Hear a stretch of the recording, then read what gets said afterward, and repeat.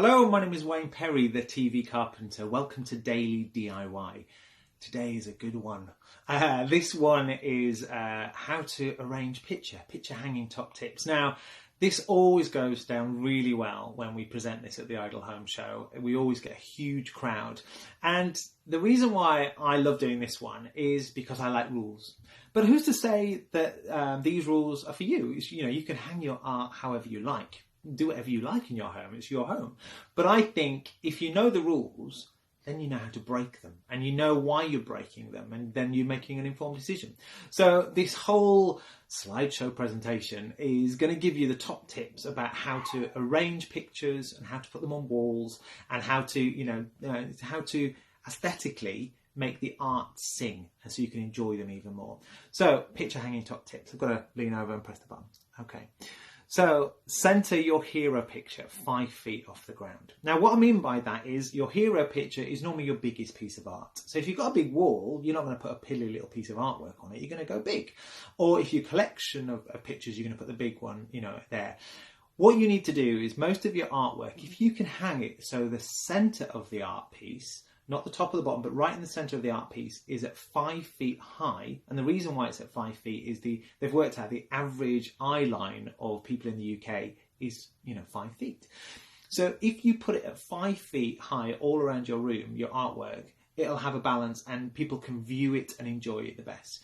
This works brilliantly if you've got a load of different sized pieces of art and you want to dot them all around your lounge, or somewhere, a hallway or something. If you put, and they're all different sizes, if you put them all the centre of them, all at 5 feet, all the way around the room, then there's a sense of balance and cohesiveness about it. I don't think that's a word.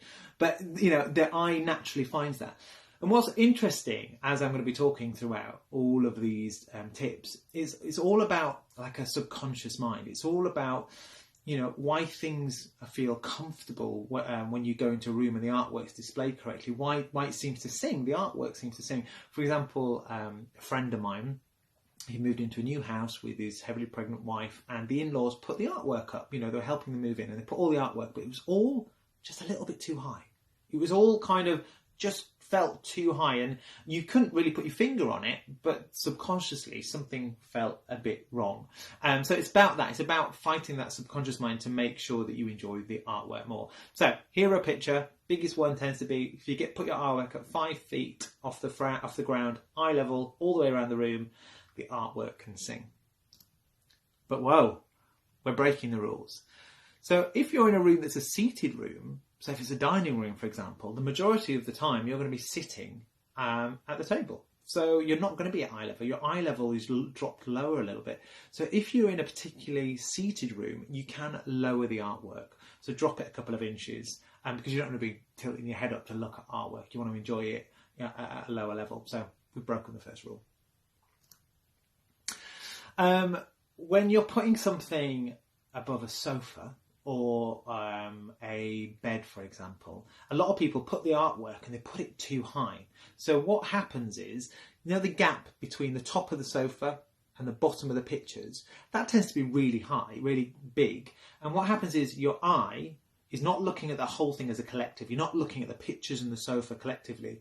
You're looking at the gap. You end up looking at the piece of wall that you've painted above the sofa more than you do the artwork.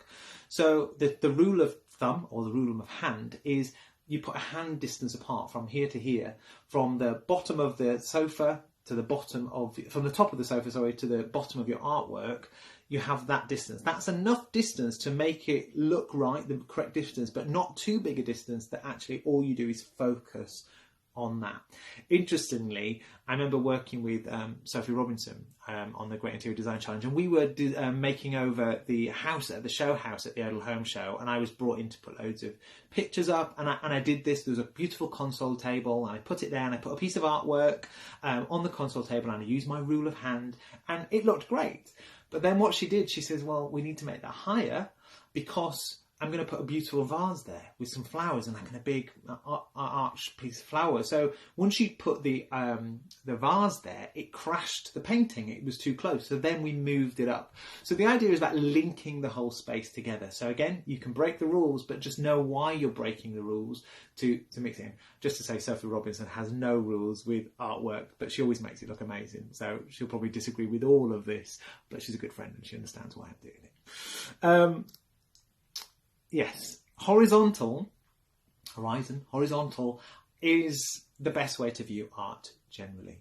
Artwork was created to be windows back in the day years ago, was to create windows, to look out. Windows were quite small, so they created these big landscapes to view. The eye, the brain, subconsciously, we enjoy art looking left to right or right to left. It just feels better. So generally, if you're putting artwork up, if you can put it left to right in a horizontal line, brilliant. That your subconscious eye enjoys it more. But if you're hanging artwork in a space, in an alcove that's going to look stupid, like this one here, it's not working. It's horizontal, but it's too bunched up. The space dictates that it goes vertical. So then, you look at the space that you're using and you realise actually vertically would be better. So in this case, vertical for your pictures. This is an interesting one. So what's quite nice is subconsciously, there's lots of going on. Both of these pictures look great. They've kept them in line with the top of the door frame, which is great. They've got a straight line, going down on the right, here on this side, and they've got a straight line here. So there's lots of balance going on. The subconscious mind always latches onto patterns and things, and it's found some great patterns there. But the reason why this one doesn't work for me is because of the gap bottom here. What happens is your eye, like the sofa thing, your eye is drawn to the gap there. Your eye is pulled in. So if you went more this side, it means that as a collective, as the door frame, as the artwork, you're looking at the art and the door, not the gap in between everything. So that's why this one doesn't work. So again, let the space dictate. So this could be a radiator that's in the way. It could be light switches. It could be lots of different things that affect this. My dog is going crazy, I apologise. But yeah, so you can see why that doesn't work. But again, you make your choice. Sometimes the art dictates the space. So generally, this one's quite nice. You've got the line across the top that's aesthetically pleasing. But this one works even better because the artwork within the frames, which is the bit you want to celebrate the most, that horizon line being all in one line works, whereas the horizon line of this, obviously it drops down. So sometimes the art itself will dictate the layout. And again, you make that choice. But to me, I would always go with this one because the art itself is the bit I want to celebrate. Okay, rules for grouping pictures. I get asked a lot of questions about how to collectively group pictures. What's really interesting is the reason why this one here doesn't sing. It's not bad. There's a few, there's a straight line on the top. There's, they're all in a similar kind of frame. The brain has linked a few things together. The reason why this one doesn't work is because all the heavy things are all to one side. So subconsciously, I don't know if this is a feng shui thing, but subconsciously, if you look at it, you think that this side is going to break. It's going to, it's weighted. It's not balanced correctly. Things are going to fall. It's going to fall on you if you sit at this side of, underneath all of these. Obviously, it's not going to be the case. But you might not even say that to yourself, but mentally and subconsciously, that's what's happening. Whereas this side, we've put the large pictures, the hero pictures, the bigger ones, they're in the middle, and then you work your way smaller going out. So there's more of a balance on this side, and it's equal balanced. Even though it's all a bit of a mishmash, it's more, there's a reason for it. You've put the big ones in the middle and worked your way out. So that's one of the rules for, grouping pictures together. This next bit is all about things that hold pictures together. So there's a thing called the center line. On here, you can see, like the 5 feet rule, all of the centers of all of these pictures are all in a line. And what's quite nice is there's not a big gap above the bed head. You see how they've grouped that together with the bed head below? And same for this side. They've used this imaginary center line that goes all the way through it, and then either side the pictures are balanced off that. So that's why when a centerline works perfectly, you've used that to create a pattern, but the main thread is a centerline. But also, subconsciously, they've chosen similar frames. They've chosen all the artwork is black and white. So the brain has three things to latch onto, particularly this side. It's got black and white imagery, it's got black and white frames, and you've got the center thread line going through. So your brain gets to enjoy it and forget about it and just enjoy the art. Okay, outside edge. I like this one if you have lots of various different art pieces of artwork and you want to quite kind of create some kind of pattern, particularly if you have lots of different colours, artwork or whatever. But here, you know, this side, they've created a square on the outside edge, so the gaps in the middle doesn't really matter because the brain has found a square for it. On the left hand side here, they've got a bottom edge, so everything's sitting on the bottom edge and working its way up. The brain is happy, it's found something to latch on. And again, the artworks are grouped in a similar way. They've kind of created, you know, the similar colours, the black and white or the colours and things like that. So outside, if you can line things up on one edge and go from that is brilliant. I went to IKEA before when I was preparing to do the talk at the Edel Home Show. If you get your artwork and lay it all on the floor like this, is a good top tip to practice designs. It's all outside edges there, all different sizes, but by doing the outside edge and laying them on the ground before you put them all on the wall and do the pattern, it's a good top tip to learn how to arrange some of your artwork. Feature line. This is a really clever one. Again, they've got that central line, like a reflection idea, and they've worked off it. I like this one, you know, on a corner.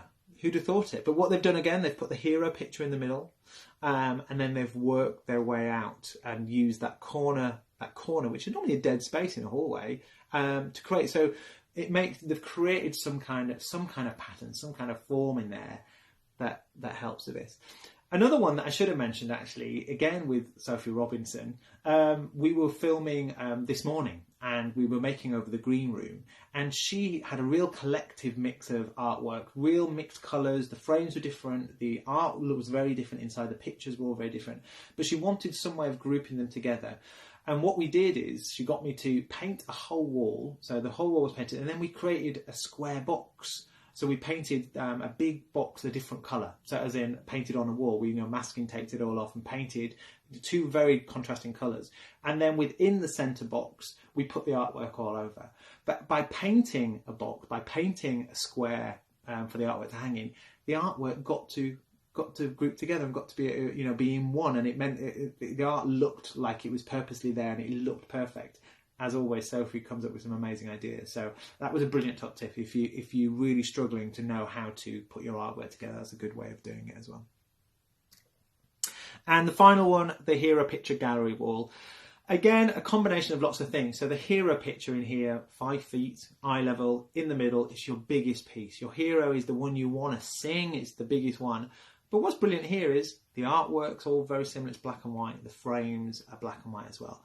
So collectively, your brain has got a few things to latch onto, and I think this works really, really well.